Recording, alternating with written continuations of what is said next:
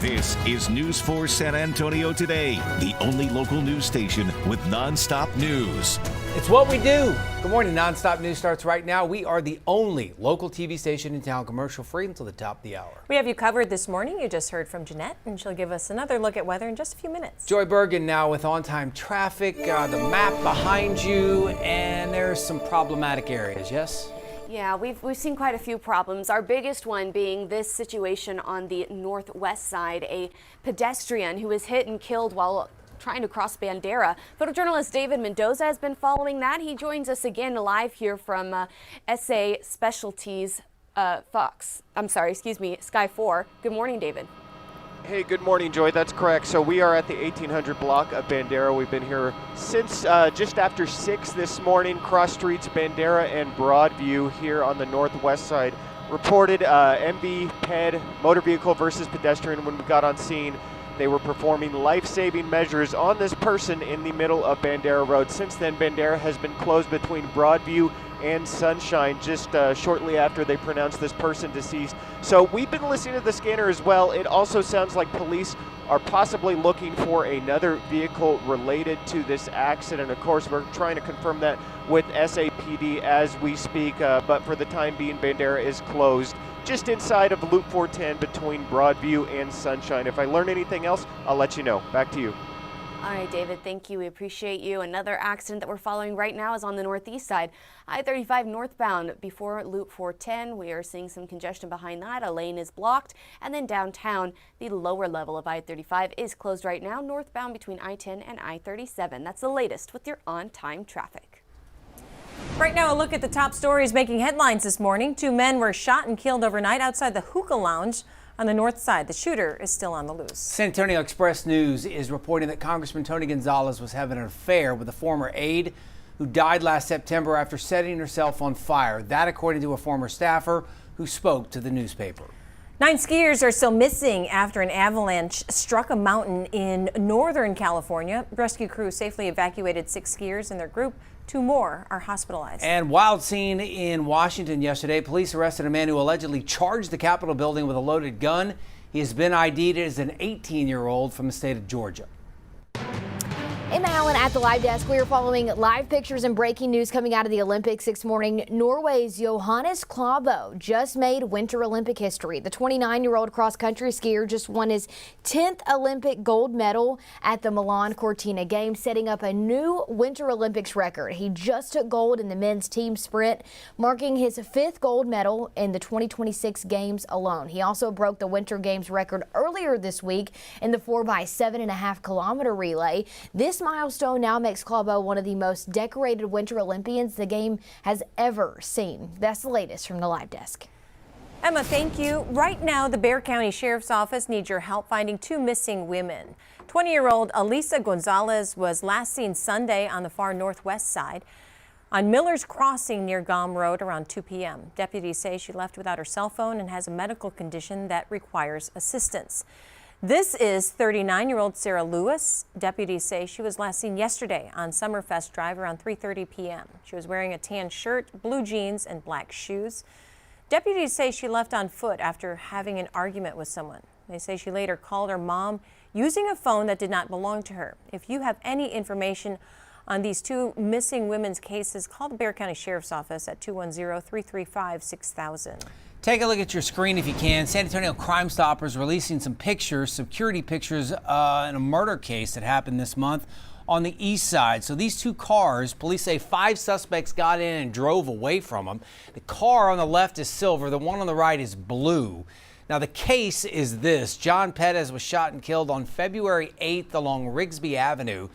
He and his friends were at a bar when someone pulled up and shot him. If you know anything about what happened that night, call Crime Stoppers 210-224-STOP. Epstein Island has made international news now for years, but did you know Jeffrey Epstein also owned a ranch just outside of Santa Fe, New Mexico, and state lawmakers there claim that Epstein allegedly used it for sex trafficking. When he died, the family of Texas Republican Don Huffine bought that piece of land, and he says the family now plans to operate a Christian retreat there at the ranch, and he's cooperating with any part of an investigation. Actor Shia LaBeouf spending part of Mardi Gras in jail in New Orleans. Police say he assaulted two men at a business Tuesday morning after being told to leave. LaBeouf is now facing 2 battery charges. 6:47 now on this Wednesday. It is Ash Wednesday, and for the millions across the world who observe it, that involves going to church and receiving the sign of the cross on their forehead with ashes. News 4 San Antonio's Christina De Leon joins us live from San Fernando Cathedral with more on this annual tradition and the meaning behind it. Good morning, Christina. Yeah, good morning, Marissa. Good morning, everyone. Ash Wednesday now officially marking the start of Lenten season, and the ashes on the forehead signifying so many things. Obviously, you are a follower of Christ. Others see it as a sign of repentance for sins and humility before God. The ashes are made from blessed palm branches from last year's Palm Sunday Mass services. And here at San Fernando Cathedral downtown, it's just one of the many churches offering special services today, offering up those ashes. Most also have time to reflect on this Lenten season, a time for penance and prepping for Holy Week. Now at the cathedral, ashes will be placed every hour on the hour from 8 to 6 p.m. and some choose to give stuff up for Lent. In fact, we talked to the father who's going to be holding services today about the special meaning behind these ashes. Here's what he told us. The ashes, they are not a decoration, but they are a symbol to ourselves and to God that we are ready to begin this journey of Lent together. Because ultimately, the journey that we are on isn't just the one that we're on here on earth, but it's the journey that leads us to God's presence forever. Now, there are going to be 3 masses today at the cathedral this Ash Wednesday, including one that's going to start in about 10 minutes at 7 a.m., one at noon, and one at 7 p.m. And again, ashes will be distributed from 8 a.m. to 6 p.m. every hour here at San Fernando. Reporting live downtown, I'm Christina De Leon. We will send it back to you. Christina, thank you. This year is the United States' 250th anniversary, and the best way to talk about the country's history, values, and pride is through you, our viewers. If you'd like to share your story and tell us about your experience living in the U.S. and what this country means for you, just scan that QR code you see. It'll take you to our Chime In site where you can upload any pictures and videos. We would love to feature you in our newscast. And all year long, we'll be running special stories that highlight our communities around the country. Happening today, VIA will be hosting a job fair. Open positions include bus operators and mechanics. VIA is offering incentives up to $4,000 for bus operators and $6,000 for mechanics. It's all happening from 3 p.m. until 7 p.m. today at the VIA Metro Center on San Pedro Avenue. They ask that you apply online before attending. A sad day in San Antonio yesterday. Former Spurs coach Doug Moe passed away at the age of 87. He was one of the men in charge when the franchise moved from the ABA to the NBA. He retired from coaching with 628 wins and 529 losses. Those wins are the 19th most in NBA history. In 2018, he was awarded the Chuck Daly Lifetime Achievement Award, given annually to honor longtime NBA coaches. He was quite a character. As for this year's team, there is a new Spur. He's a big one. Mason Plumlee. You probably heard his name over the years. He signed a 10-day contract with San Antonio. He's been around. He's a 13-year veteran.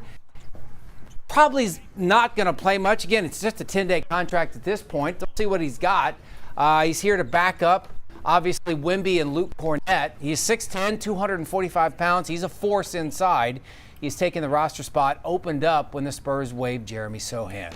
Spurs are in Austin this week. They're going to host Phoenix tomorrow over at the Moody Center, and then they will host the Sacramento Kings Saturday. Now your certified most accurate 4-zone weather with meteorologist Jeannette. Have areas of fog in the forecast over the next few mornings, certainly through Friday morning. Right now, things are looking good across the area. However, I've been noticing some patchy fog in the western hill country. It is going to be very warm the rest of the week. Temperatures this afternoon, low 80s, will likely climb to the mid 80s tomorrow, near 80 on Friday. If you're not a fan of this warm weather, it is winter after all. It is going to cool down this weekend. There will be a stronger front that comes in heading into Saturday, and that'll usher in some much cooler air. Here's a look at the visibility map. Again, no big concerns. Kerrville visibility at 5 miles, Uvalde at 8 miles. East along I-10, if you're making your way towards Houston this morning, you may encounter some fog there, especially as you get closer to Eagle Lake. This afternoon, we'll see a mix of sun and clouds and highs back into the 80s. Many spots should get to the low 80s. We'll see mid to upper 80s across the south and west. Tomorrow morning, cloudy, patchy fog. In the afternoon, mostly sunny. For Friday, we'll have cloudy skies, and this is when the air is a lot more saturated due to an increase in not only low-level moisture from the Gulf, but an increase in Pacific moisture from the west in the mid to upper levels. We may see some sprinkles or mist to begin the day, and then it is mostly cloudy for many areas Friday in the afternoon, and because of this, high temperatures may stay just below 80 degrees. It'll get a lot cooler over the weekend. Behind this stronger front, it looks like it makes its way through on Saturday. Behind it, the winds turn around to the north. Cooler air settles in, and it does get windy. Wind gusts 25 to 35 miles an hour from Saturday through early on Sunday. The wind will make it feel even cooler. Here's your forecast as I take you through this Wednesday. So again, milder this morning, plenty of clouds. Temperatures will look to be in the mid to upper 60s until mid-morning. And then we're going to see partly sunny skies. By midday, low to mid 70s. This afternoon will climb up to 82 degrees. Once the sun goes down, which will be at 6:26, temperatures drop into the 70s, lower 70s by 8 o'clock this evening. Tomorrow morning, low 60s, and then we're up to 85 as it becomes mostly sunny. Friday, 63 to 79, 10% rain chance in the morning. Saturday, a 10% rain chance in the morning, and then in the afternoon, partly sunny, 76. 42 to 64 Sunday. Break out the jackets. Upper 30s next Monday and Tuesday morning. That's above freezing. 64 Monday afternoon, low 70s Tuesday. Normal high 68. Western zone mid to upper 80s through Friday, near 70 Sunday. Hill country, low 80s the next couple days, and then highs in the mid 60s Sunday and Monday. Looks like overnight lows there Sunday into Monday will be above freezing. Here's the extended for the eastern zone. All right, several accidents to check in on right now. We do have one here on the northeast side, I-35 northbound before Loop 410. Another accident on the west side, Highway 90 eastbound, just inside Loop 1604. That's causing a significant delay. And then, of course, there's this significant accident that David Mendoza has been following. That is along Bandera, just inside Loop 410, where a pedestrian has been hit and killed. David joins us now live from SA Specialty Sky 4. Hi, David. Hey, that's correct. We've been above this accident all morning. It came out around 6 o'clock this morning, so we came over here right away. Here we are looking at it. This is the intersection of Bandera Road and Broadview. Bandera is closed at the moment between Broadview and Sunshine. All traffic being diverted. Again, person pronounced dead on scene due to a motor vehicle involved accident. Police allegedly still looking for the vehicle involved. I'll leave it with that. Drive safe. Have a great Wednesday, and back to you. All right, David, thank you. We appreciate you as always. The only other problem that's going to be setting you back on your morning commute are those construction closures downtown. The lower level of I-35 northbound from I-10 to I-37. That's the latest. Emma Allen at the live desk. Some breaking news out of Liberty County this morning. That's located just in between Houston and Beaumont. Officials there sharing this post on social media asking people to keep their distance after a massive fire at a recycling plant. In this picture, you can see firefighters on ladder trucks battling these flames from up above. Officials say a large pile of appliances around 60 feet tall is what is currently on fire. That fire first starting last night, and at last check as of around 5:30 this morning, officials were still battling those massive flames and say they weren't close to putting it out. Liberty County issuing a shelter in place for residents in that area, and officials are also monitoring the air quality as that fire continues to burn. That's the latest from the live desk. All right, Emma, thank you. Finally, we're going to end on this. Check out the impressive display of technology in China. A fleet of humanoid robots put on just this jaw-dropping presentation of kung fu artistry.